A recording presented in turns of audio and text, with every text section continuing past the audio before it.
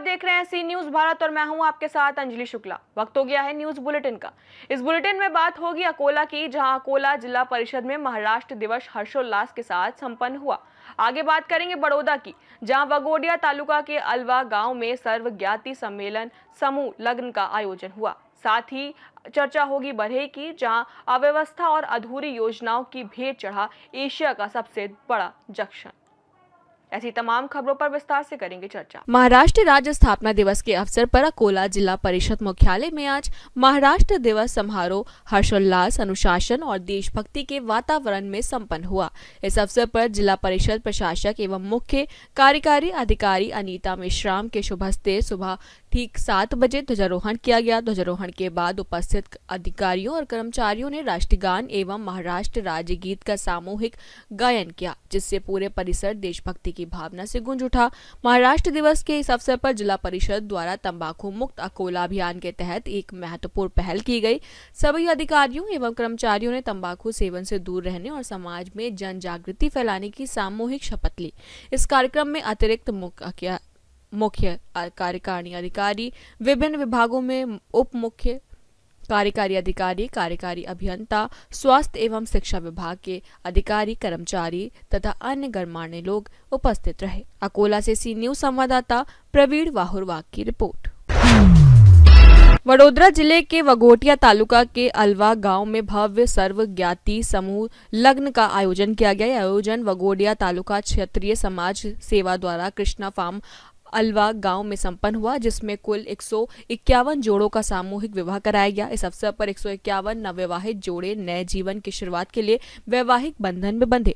पूरे आयोजन में उत्साह और पारंपरिक रीति रिवाजों का विशेष संगम देखने को मिला। कार्यक्रम में वडोदरा जिला अध्यक्ष बीजे ब्रह्मभट्ट, जेबी सोलंकी, योगेश भाई सहित कई गणमान्य लोग उपस्थित रहे। वघोटिया तालुका क्षत्रिय समाज के अध्यक्ष गोवर्धन काका, रतन सिंह, सतन भाई और सतीश भाई मकवाना के प्रयासों से पिछले 8 वर्षों से लगातार इस प्रकार के सामूहिक विवाह आयोजित किए जा रहे हैं। कार्यक्रम में बड़ी संख्या में दूल्हा दुल्हन, परिजन और अतिथि शामिल हुए, जिससे माहौल बेहद भव्य और उत्साहपूर्ण रहा। कार्यक्रम के दौरान गुजराती सिंगर जयेश भाई बारोट ने अपने पारंपरिक गीतों की प्रस्तुति देकर समारोह में 4 चांद लगा दिए। वाघोडिया तालुका क्षत्रिय सेवा समाज नो विराट સર્વજ્ઞાતિ 8મો સમૂહલગ્નોત્સવનું આયોજન આજે વાઘોડિયા તાલુકાના અલવા ગામ ખાતે રાખેલ હતું, જેમાં અમારા સમાજના પ્રમુખ શ્રી ગોરધન કાકા, મંત્રી શ્રી રતનસિંહભાઈ તથા તમામ વડીલો એના સાથ સહકારથી આજે અમે 8મો સમૂહલગ્નોત્સવનું વિરાટ અને ભવ્ય આયોજન કરી 151 નવયુગલ દંપતીને આશીર્વાદ આપી અને એમનું લગ્ન જીવન સુખી રહે એવી શુભેચ્છા પાઠવી છે।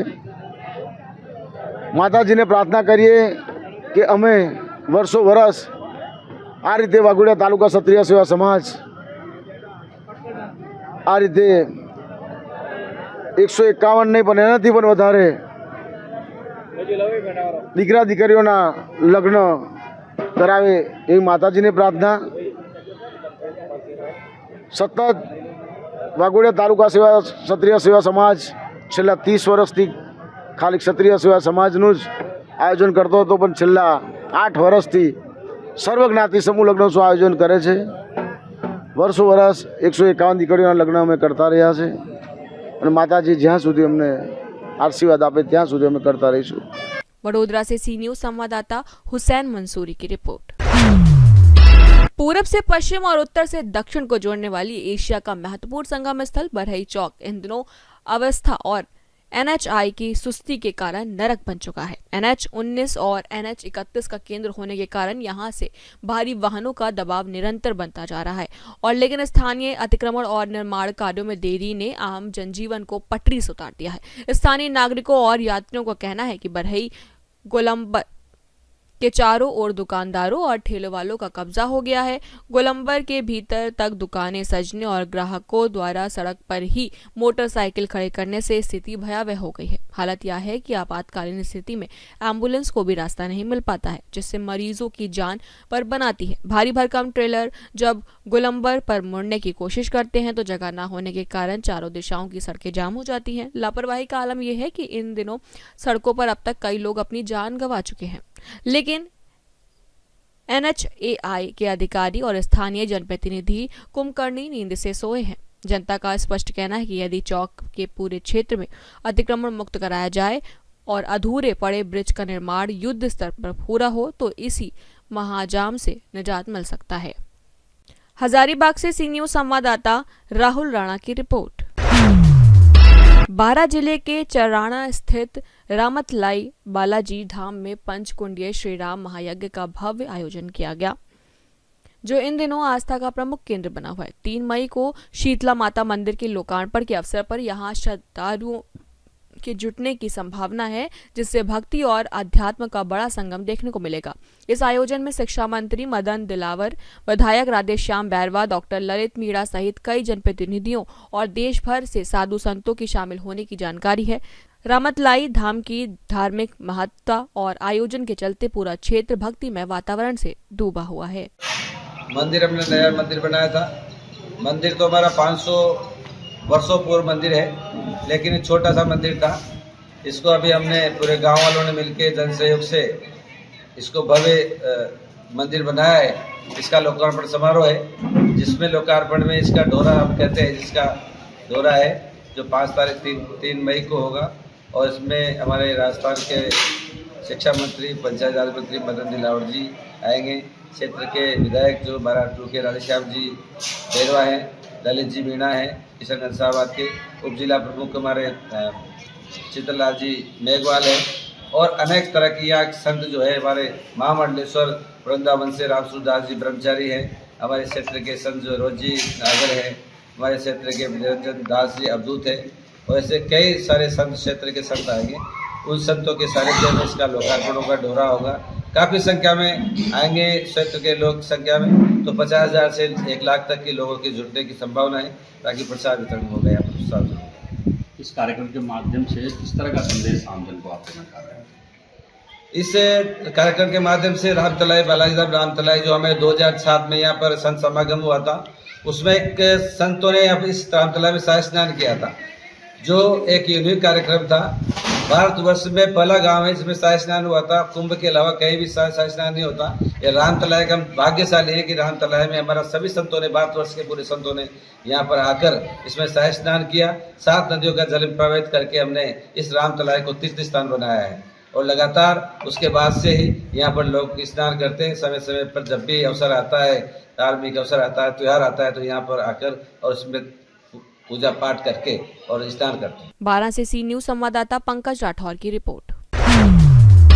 अखिल विश्व गायत्री परिवार शांति कुंज हरिद्वार के मार्गदर्शन में विश्व स्तरीय ग्रह यात्री यज्ञ अनुष्ठान का आयोजन आमला तहसील के विभिन्न क्षेत्रों में सफलतापूर्वक संपन्न हुआ। 1 मई वैशाखी पूर्णिमा एवं बुद्ध पूर्णिमा के अवसर पर गायत्री परिवार द्वारा इसे यज्ञ पूर्णिमा के रूप में मनाया गया। इस विशेष अवसर पर तहसील के ग्रामीण एवं शहरी क्षेत्रों में प्रातः से ही गायत्री यज्ञों का आयोजन किया गया। गायत्री परिवार ट्रस्ट आमला द्वारा निष्ठावान परिजनों के सहयोग से व्यापक स्तर पर तैयारियां की गई थी। आमला पूरे क्षेत्र सहित कई ग्रामों में लगभग 500 घरों में यज्ञ संपन्न होने की जानकारी प्राप्त हुई है और यह क्रम लगातार जारी है। इस महा आयोजन में जिला एवं जोन समिति के मार्गदर्शन में गायत्री परिवार के कार्यकर्ताओं, ट्रस्ट मंडल के सदस्यों, तहसील समिति व नव चेतना केंद्रों के परिजनों ने मिलकर महत्वपूर्ण भूमिका निभाई। इस प्रकार आमला तहसील में व्यापक स्तर पर गायत्री यज्ञ अनुष्ठान श्रद्धा और भक्ति के साथ सफलतापूर्वक संपन्न हुआ। आमला से सी न्यूज संवाददाता दिलीप चौकीकर की रिपोर्ट। भागलपुर जिले के सनहौला प्रखंड अंतर्गत सनोखर थाना क्षेत्र के छोटी नाकी गांव में चर्चित प्रमिला देवी हत्याकांड मामले में पुलिस ने बड़ी कार्रवाई की है। बताया जाता है कि प्रमिला देवी जो चिंतामन शाह की पत्नी थी कि कुछ दिन पहले निर्मम हत्या कर दी गई थी। इस मामले में नामजद आरोपी रंजन शाह पिता प्रेमानंद शाह घटना के बाद से फरार चल रहा था। लंबे समय तक फरार रहने के बाद अब पुलिस ने कोर्ट के आदेश पर आरोपी के घर पर कुर्की जब्ती की कार्रवाई की है। पुलिस ने यह भी स्पष्ट किया है कि आरोपी की गिरफ्तारी के लिए लगातार संभावित ठिकानों पर छापेमारी की जा रही है और जल्द ही उसे गिरफ्तार कर लिया जाएगा। साथ ही मामले की अन्य कड़ियों की भी जांच जारी है। इस कार्रवाई के बाद इलाके में हलचल तेज हो गई। स्थानीय लोगों का कहना है कि पुलिस की इस सख्ती से अपराधियों में डर का माहौल बनेगा और कानून व्यवस्था मजबूत होगी। फिलहाल पुलिस पूरे मामले में नजर बनाए हुए है और आगे की कार्रवाई जारी है। भागलपुर से सी न्यूज संवाददाता राहुल कुमार सिंह की रिपोर्ट।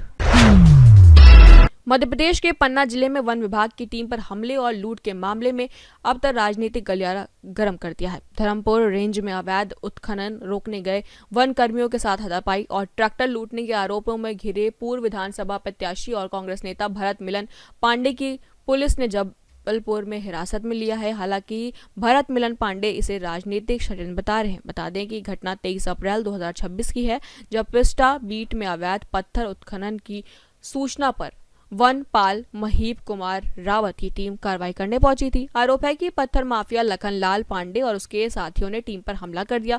गिरफ्तारी के बाद भरत मिलन पांडे ने इन आरोपों को सिरे से खारिज किया। उनका कहना है कि एफआईआर में शुरुआत में उनका नाम शामिल नहीं था, जिसके बाद में राजनीतिक दबाव में जोड़ा गया। वे जबलपुर इलाज के लिए गए थे, न कि पुलिस से बचने के लिए। फिलहाल एडिशनल एएसपी का कहना है कि पन्ना पुलिस मामले की सघन जांच कर रही है। अजयगढ़ में दिनांक 23/4/26 को जो है फॉरेस्ट के अधिकारियों कर्मचारियों के द्वारा एक आवेदन प्रस्तुत किया गया था, जिसमें उनके द्वारा बताया गया था कि फॉरेस्ट की भूमि से अवैध पत्थरों का उत्खनन करके परिवहन किया जा रहा है। जिसकी जब फॉरेस्ट की टीम ने जब उस ट्रैक्टर चालक को रोका गया तो उसमें सवार लोगों ने जो है फॉरेस्ट की टीम के साथ में मारपीट किया था, धमकी दिया था, जिस पे से प्रकरण पंजीबद्ध किया गया। विवेचना के दौरान भरत मिलन पांडे का नाम भी सामने आया था, जिन्होंने घटना में जाके फॉरेस्ट वालों को धमकी दी थी और अपने जो परिचित थे उनका बचाव किया था। उनको भी कल जो है पुलिस ने जबलपुर से गिरफ्तार किया है।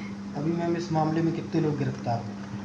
अभी इसमें जो है गिरफ्तारी अभी एक ही हुई है। पन्ना से सी न्यूज संवाददाता रफी की रिपोर्ट।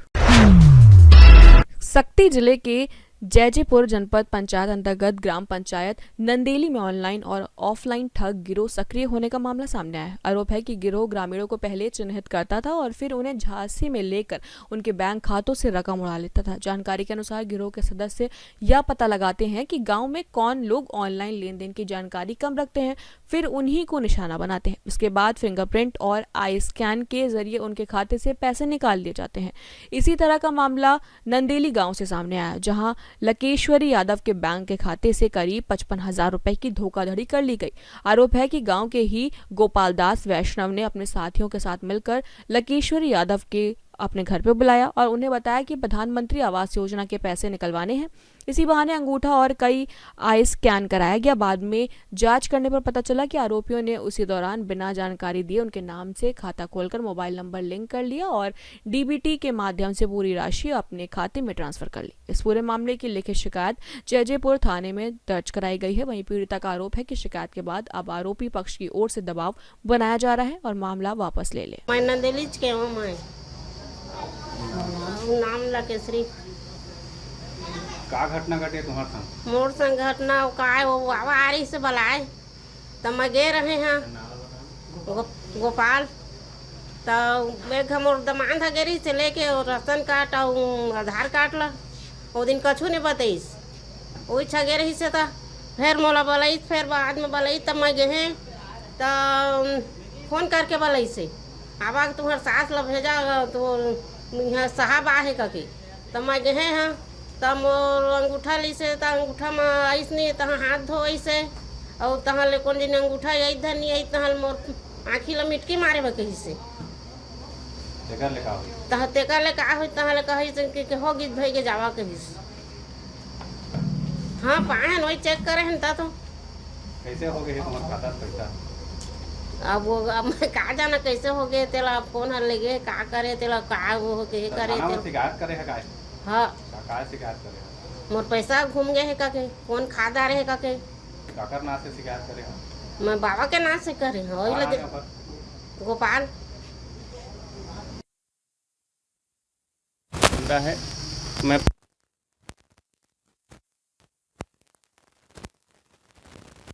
हितग्राही है आवास का जिनका आवास हम लोग के कार्यकाल में ही स्वीकृत हुआ था। प्रथम किस्त की राशि उसी टाइम मिल गया था। उसके बाद में द्वितीय किस्त की राशि जो अभी आया है लगभग 31 मार्च को भुगतान हुआ है। उसका भुगतान होने से पहले लकेश्वरी यादव को गोपाल दास वैष्णव द्वारा अपने घर में बुलाया गया। उनको बोला गया कि आपका आवास का पैसा आने वाला है, चलो फिंगर लगाना है करके। फिर इनको ले गए उनके घर। उसके बाद फिंगर लगवाया। फिंगर नहीं आने के बाद फेस कैप्चर कराया गया। उसके बाद आपका पेमेंट हो जाएगा करके इनको घर भेज दिया गया। उसके बाद में वहाँ पर इनका ऑटोमेटिक इनके बिना जानकारी के एयरटेल पेमेंट में खाता खुल गया। उसके बाद 31 मार्च 2026 को जनपद से द्वितीय किस्त की राशि 55,000 रुपये भुगतान हुआ, जो डायरेक्ट डीवीडी की वजह से एयरटेल पेमेंट में चला गया, एयरटेल पेमेंट के खाता में। उसके बाद इसका इनको बिना बताए उसको जितना भी पैसा आया 55,000 रुपया उसको ऑटोमेटिक उन लोग आहरण कर लिए, जिनको इनका बिना जानकारी के। उसके बाद 15 दिन जाने के बाद इन लोग किसी शाखा में जाकर, कियोस्क शाखा में जाकर अपना द्वितीय किस्त की राशि का चेक कराया तो इनको पता चला कि भुगतान नहीं हुआ है। फिर इन लोग जनपद में जाकर जांच कराने पर वहां से पता चला कि एयरटेल पेमेंट में आपका भुगतान 31 मार्च को हो गया है। फिर इसको एयरटेल पेमेंट से इन लोग क्या बोलते हैं मिनी स्टेटमेंट निकलवाए। उसमें पता चला कि लगातार 10,000 कहीं 5,000 कहीं 500 सामाजिक सुरक्षा का भी पेंशन उनको मिलता है, वो भी भुगतान हो गया है। इस प्रकार से इनके यहाँ इनको घटित हुआ है। इसका जानकारी होने के बाद लकेश्वरी यादव को और उसके दामाद लक्ष्मीकांत चंद्रा को उनके घर बुलाकर सरपंच द्वारा अपने घर बुलाकर इनको बोला गया कि केस मत करो, और केस करने पर किसी भी प्रकार की कोई राशि आपको नहीं मिलेगी, चुपचाप केस को वापस ले लो करके इनको धमकाया गया है। इस प्रकार से पूरा नई दिल्ली में गुंडा राज चल रहा है। शिकायत किया गया इनके द्वारा थाने में? हाँ, थाना में शिकायत किया गया है। उसका जांच टीआई साहब द्वारा कर रहे हैं। सख्ती से सी न्यूज संवाददाता उमेश कुमार साहू की report. Bajaj Chetak EV scooter से परेशान होकर वाहन मालिक ने उसे अनोखे तरीके से विरोध का माध्यम बना दिया। मध्य प्रदेश के बिरसिंहपुर बाजार में वाहन मालिक ने अपने इलेक्ट्रिक स्कूटर को कचरा गाड़ी में बदलकर पूरे इलाके में घुमाया और लोगों से उसमें कचरा डलवाया। इस घटना के बाद बाजार में लोगों की भीड़ जुट गई और यह मामला चर्चा का विषय बन गया। सतना से सी न्यूज संवाददाता शिवम गुप्ता की रिपोर्ट।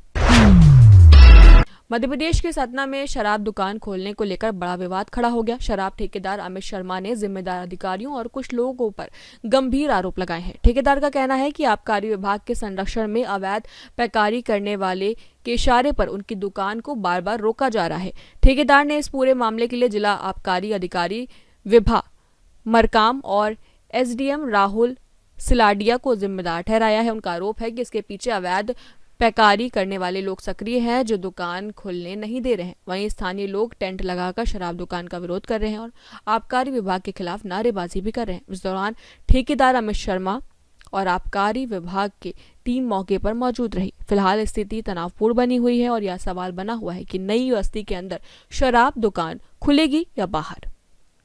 सतना से सी न्यूज संवाददाता शिवम गुप्ता की रिपोर्ट। फिलहाल इस बुलेटिन में इतना ही। देश और दुनिया की तमाम बड़ी खबरों के लिए देखते रहें सी न्यूज भारत।